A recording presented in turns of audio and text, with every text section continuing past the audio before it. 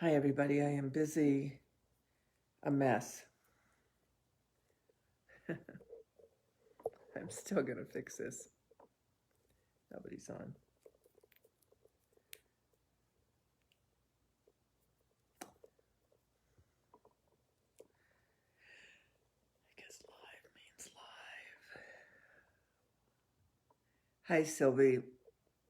I'm busy trying to get my act together.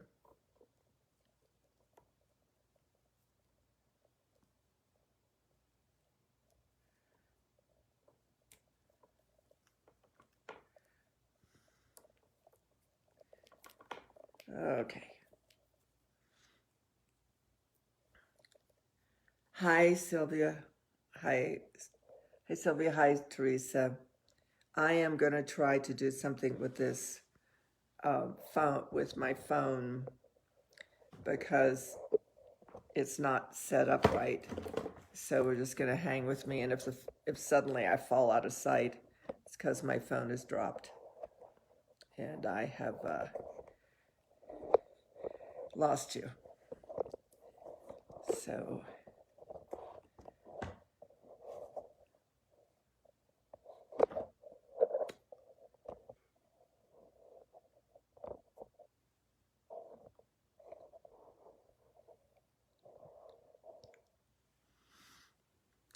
sorry.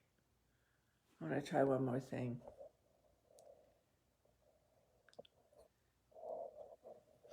That'll do, because I'm just downstairs and I'd like to have you not looking at the ceiling while I'm talking. Good morning. Gosh, I'm trying to fix my phone so that it holds right. I'm just gonna wait a minute to see who else comes on, and while I'm doing that, I'm gonna see if I can adjust it to come down one more time. I usually have no trouble with this thing, and today I'm having tremendous trouble with it. So that's better. Now let's see if I can turn this. Good morning, everyone. Tantra's in a problem. Okay. Sorry for the immense amount of ceiling. Thanks, Jackie. So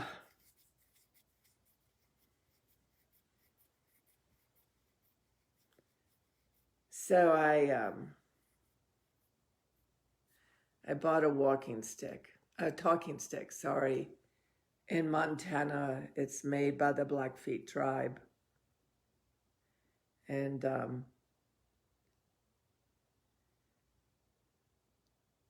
it was so eerie. I cannot tell you how eerie part of yesterday that was. So for those of you that may not know Glacier National Park, there are two entrances to it. One is in the east and one is in the west.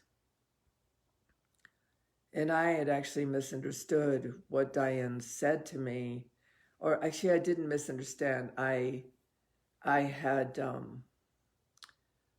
construed it in a much smaller order, a much smaller amount of area than what she was actually alluding to. So let me explain. So if you go in the western side of Glacier National Park, you can drive something called Going to the Sun Road until something called Logan Pass. And so it's very normal, wall-to-wall cars, people hiking everywhere. We were at a lodge, and of course it was odd. We couldn't go in the only people in the room, the foyer at the hotel, were people registering for reservations for rooms, and when I checked out, for instance, I wasn't allowed to. They checked me out by email, not by going into the lobby, because everything was restricted. of course, we would walk around in this beautiful lake with masks, and all the food was served takeout style. And so there was that element of the virus, but I wanted to go to the eastern entrance, and it just felt very, very significant to go there. So, and Diane took a hike up to Avalanche Lake and took videos. Jackie, you're going to get these videos of the lake for me. Years in my 20s, I used to hike it, but not in my 70s, not yet anyway. And when she came back, and we checked out, I wanted to see how far we could get to the western entrance, just because I wanted to, as those of you that know me, I wanted to move on the land. And there's this thing that happens to me. People that have gone on Vision Quest with me have seen it happen. I've never tried to explain it or give it context or even conceptualization, but there's a listening that good morning, everyone. There is a listening that takes me over. It's like being in the fabric of where the earth and human beings come together. It's the only way I've ever been able to describe it. When I started Vision Quest in Ireland, there was a very specific reason, and it still is why I have gone to Ireland. And that is that the rift between the primordial forces of the earth and human beings needed to be mended. And so I stand on behalf of human beings. I stand on behalf of humanity as a vital unit of creation. And I, a lot like the trees in the Damanhurian tradition, report to creation the value of humanity. In a very simple way, I have in my lifetime met huge amounts of human beings that love this planet and want to love each other and are kind and generous and loving, and it's sometimes when the bullies shout so loud, the earth only hears those voices. Not so much the earth. She's pretty benign. She's just busy keeping everything balanced in harmony. But, whether you like it or not, there are other elemental and primal consciousnesses here that are her allies. They operate on the earth's behalf.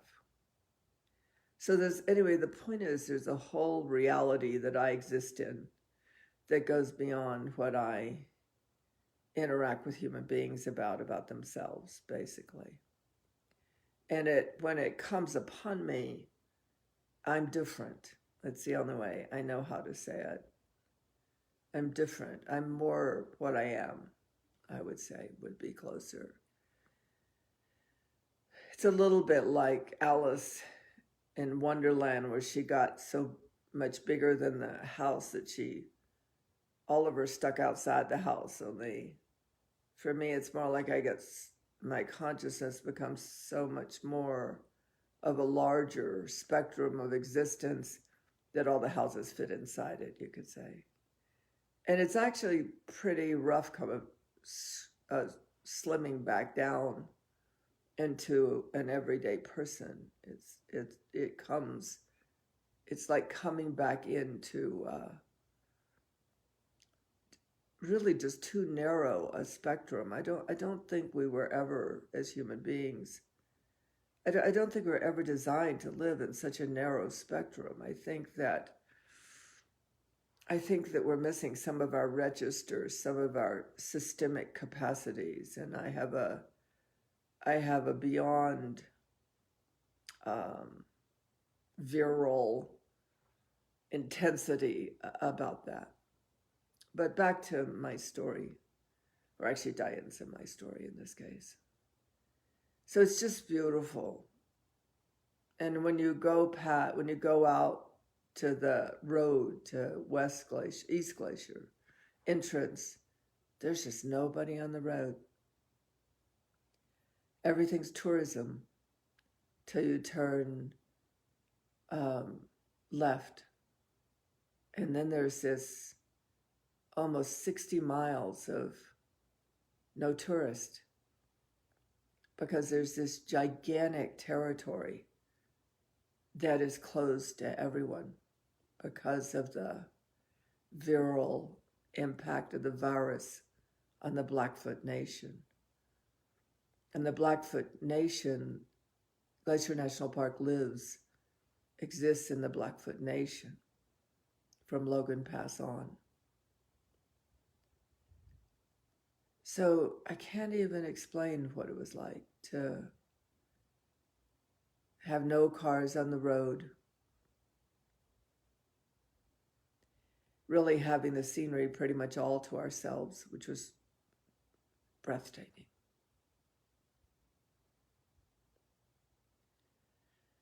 But it's a strange thing, in the absence of humanity, it's amazing how you can hear. No offense to human beings, or none meant. So as we travel towards the east entrance,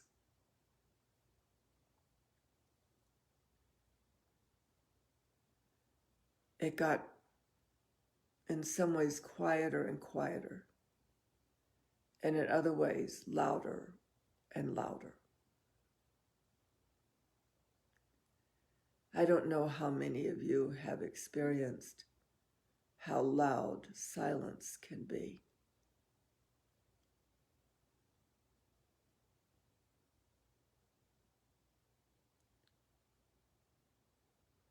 It's like being in outer space.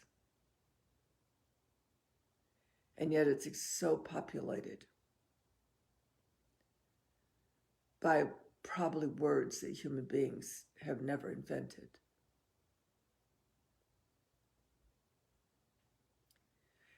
Do you understand? We have an entire sensory system that doesn't live in words, concepts, context, purpose. And yet it's the language of creation, of which we're a part. So all these years I've dominated human beings, asking them to do the creation exercises, has really been to develop these registers, to restore them. These systems in human beings that I think the closest way, I've noticed that in language, we're either human-centric or we're sort of quantum physics-centric, or we're belief-centric, but not talking about how you feel or what you're feeling. When you're past feeling, like attaching it to a human emotion or a human experience, you really are one with creation. It's like you're in its voice, and its voice is in you, and it's who we are. It's not who we become.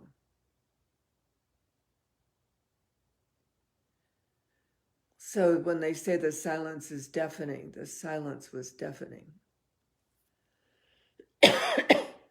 And there was little boarded up motels and boarded up restaurants and boarded up retail places. The world had gone silent. The world of human being. I want to appendage what I'm saying today, because I didn't actually know this is what I was going to talk about. I even shared with Diane last night what I was going to talk about. And I said, the strange thing is that when I get on Facebook Live, it's really whatever Spirit wants to say.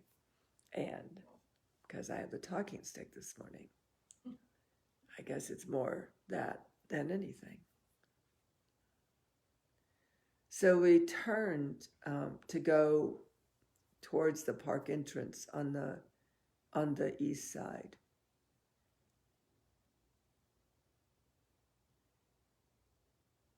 And it was like finding yourself in a snapshot. Everything was dead still.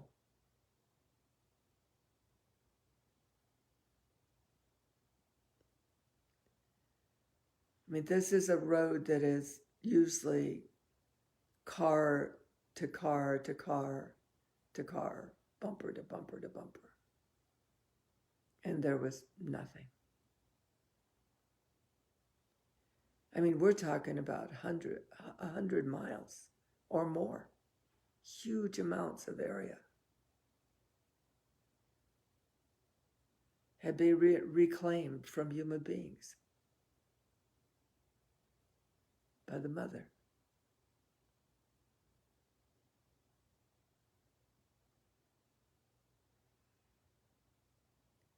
And I knew that it was shades of things to come.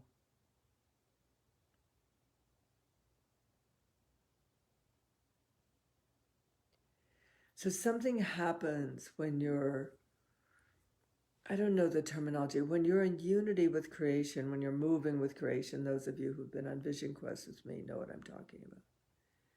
There's this thing that happens to your mind. You get befuddled. It's really the perfect word. So I didn't know whether I wanted to turn left into towards Two Medicine Lake. And I told Diane to keep going. And then as we kept going, this confusion set in, and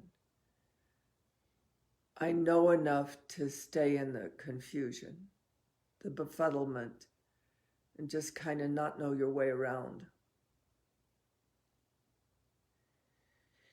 And then Diane and I both knew that she said it, and I concurred that we should really turn around and go back to Medicine Lake,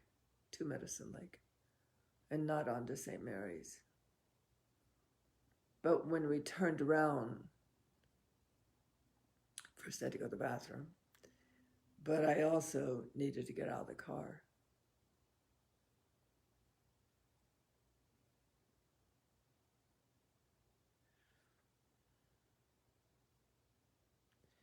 And then it happens. In this case, the wind, I call the wind, or I make a place for the wind. Wind is my primary.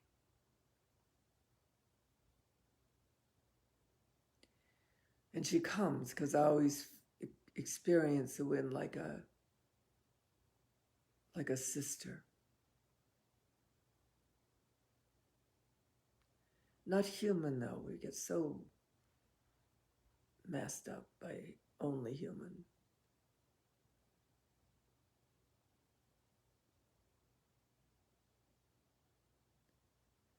And I knew we'd come because I needed to be reoriented to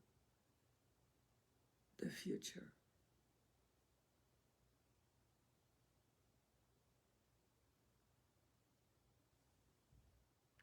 I had this odd thought right as this larger mind took over, like how strange it was that Diane and I and 2 other trucks were the only humans on the road, because I would think that I would go there every day because there's nobody around. Whether I could get in the park or not, I could be in the nature, and also cows, black cows everywhere. And but then this interface,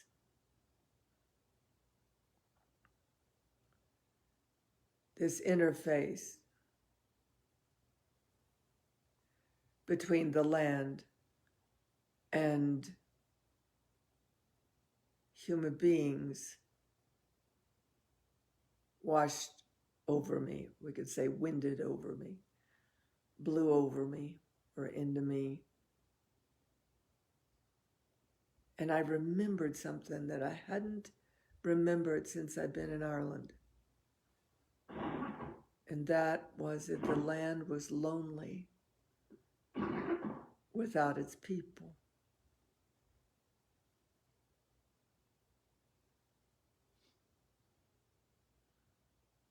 The waters were lonely without us. The wind was lonely without us.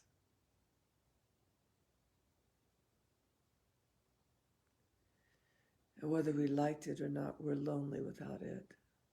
Whether we remembered or not, we're lonely without the earth and the elements and the primal forces and the waters and the fires and the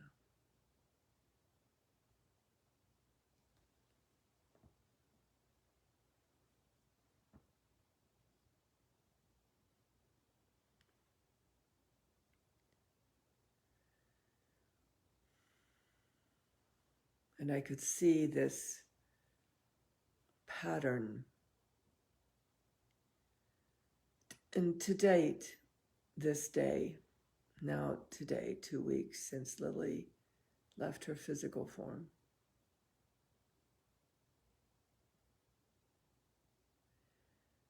so often we as human beings take our own lives so personally, we don't realize we're in the activity of something that is universal.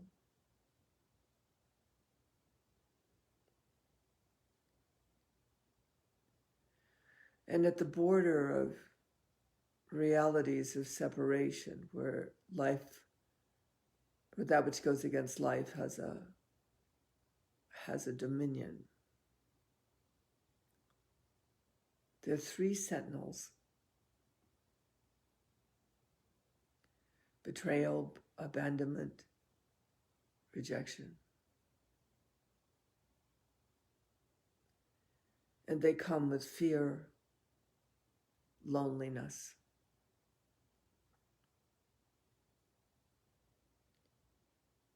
I'll think of the other one in a minute.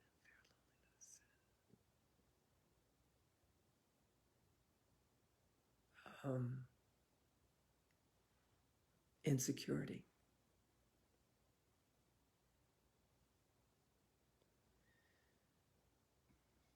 I have no home right now. No house. I have a home. My home is everywhere. I have no place to sleep is really the easiest way to say it. I always thought it was so curious how easy it was to be busy all day and somewhere all day, but then when you have to go to sleep, that's a whole different matter. You know, it used to be in Tennessee, you just could pull over the side of the road and sleep. It's not so easy to do that anymore. But I realize that I'm at the border, but that we're in the borderland. And I suppose in these talks I should be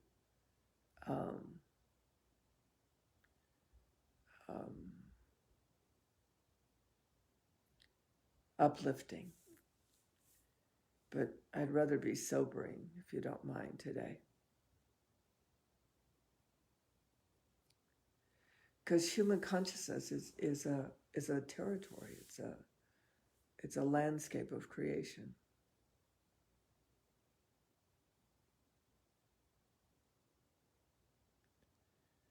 And in the borderland, before paradise,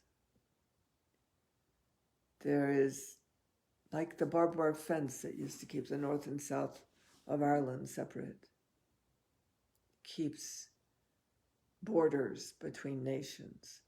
It's a borderland.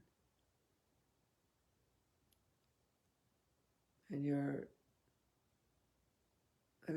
I could see it. I could see the need of human beings to almost cling to the mother now. With all her primordial power.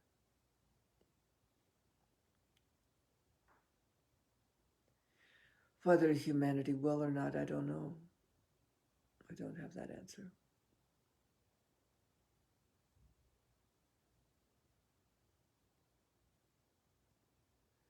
And I don't know how long I'll be at the border myself, not because of abandon, betrayal, or rejection. Those don't, I passed that border a long time ago. It's of no matter to me if I'm betrayed or abandoned or rejected. It no longer has a register for me. But loneliness, insecurity,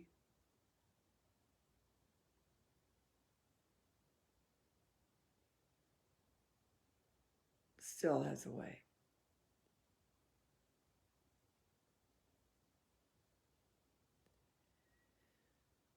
But I know it sounds strange, but in my life, in my world, in the consciousness that human beings are actually designed to exist in, I am aware that our original existence is paradise.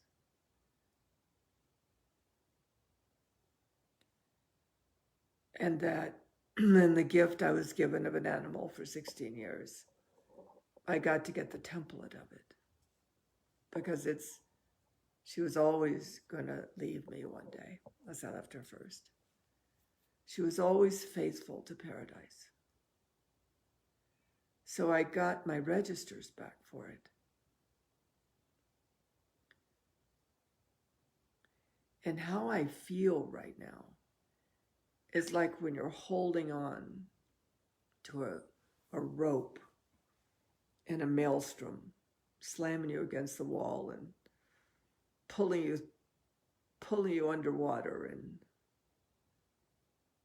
raking you through across the ground and pummeling you with the trees. But I'm faithful to my own memories. In other words, I don't buy the illusion, even if I feel it.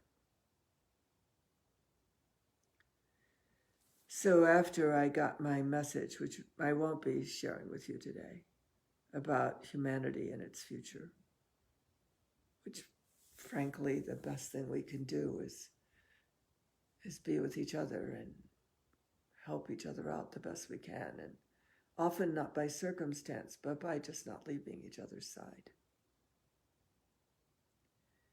But we both wanted to go to Browning. It's the capital of the Blackfoot Nation. And we did. And Diane had to get gas. And she had to go in because it didn't work at the pump. But when she came out and told me, we were both startled because of the impeccability of what they'd organized. She had to give her phone number when she came in for tracing, and they took her temperature before she could pay for her gas and pump the gas. And I thought about, they're just very serious about life. It was so interesting to be in an indigenous tribe that was doing more to perpetuate the life of its tribe than anywhere else in the United States of America. Sobering. And then we went through our befuddlement looking for food because we were both starving. And we ended up in a drive-through, which was great. And oh my God, you never saw the hamburgers because this is the Wild West out here. Buffalo hamburgers, bison hamburgers, beef hamburgers with enough on them to, as we found out, to be in a gourmet meal. So much food on the menu, but fried bread. So we had our I had my bison burger, and she had her beef burger, and all its trappings on fried bread. And it all felt right somehow that we had come to a nation. A nation. The Blackfoot Nation is a nation.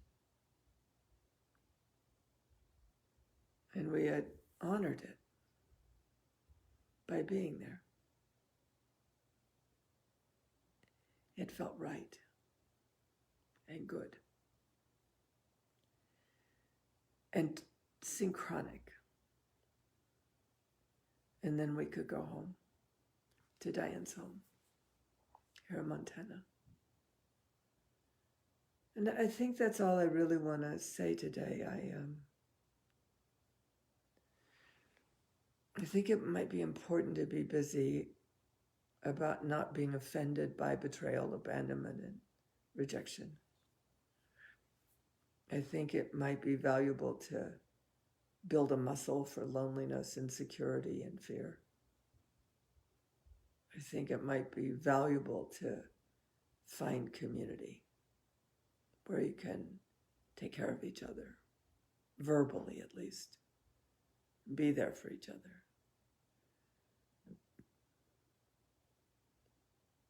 I think we have to find ways not to be alone, not to be insecure, and not to be afraid. It's a prophetic statement. So we have two natures. One is the one that registers separation.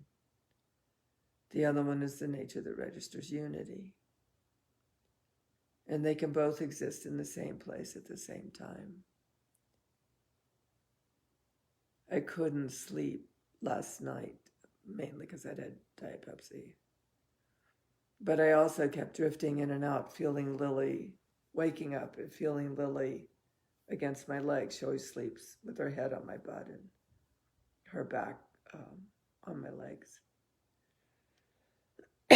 And so I was constantly going between just the reaching down to pet her face, and then a split second later, having her not there. So it's this amazing moving back and forth between two realities, one that just feels awesome, and the other one that just feels horrible. And I knew that I was just going to have to give my system a choice. And that I was responsible for that choice. And the choice is to feel her on my leg and my butt, and to reach down to pet her and not be thrown over the cliff by the pain of not feeling the physical nature of her. And that's the only guideline I've got right now. That's where it's working it out for me. That's where I can help my system get past the border. And God help humanity that thinks the answer's in humanity. That something outside of ourselves is going to save us. What is that adage? We're the ones that this place has been waiting for. Might be worth it to take that into account.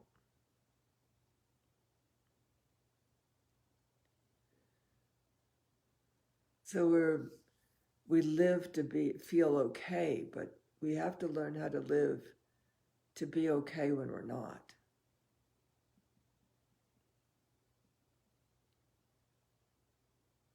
Okay?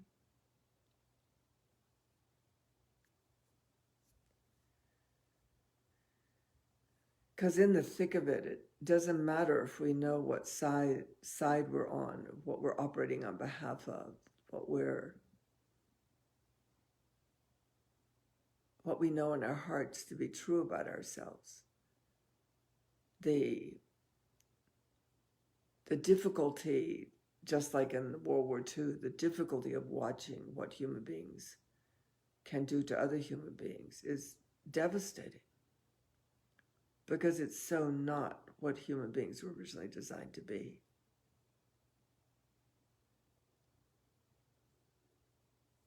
but we're empathic creatures where we share sensory data. We feel each other, both joy and sorrow, both life-giving and life-defeating. So it's really important as we move towards the end of this year to be able for ourselves under all conditions, in all situations. We have to have a muscle for pain, for heartache,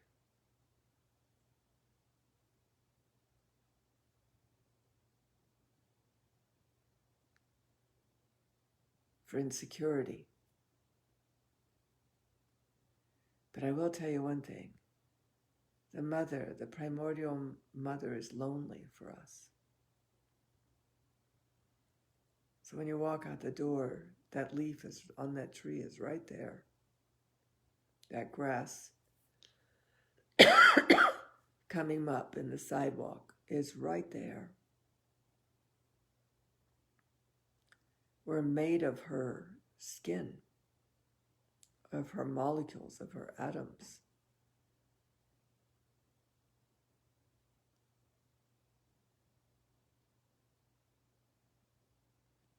And she's never betrayed us or rejected us or abandoned us.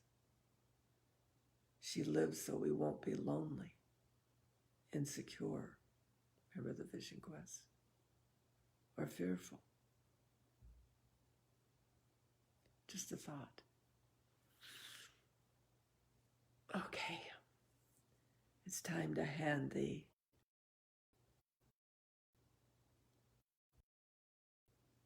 walking stick over. Maybe to Yvonne.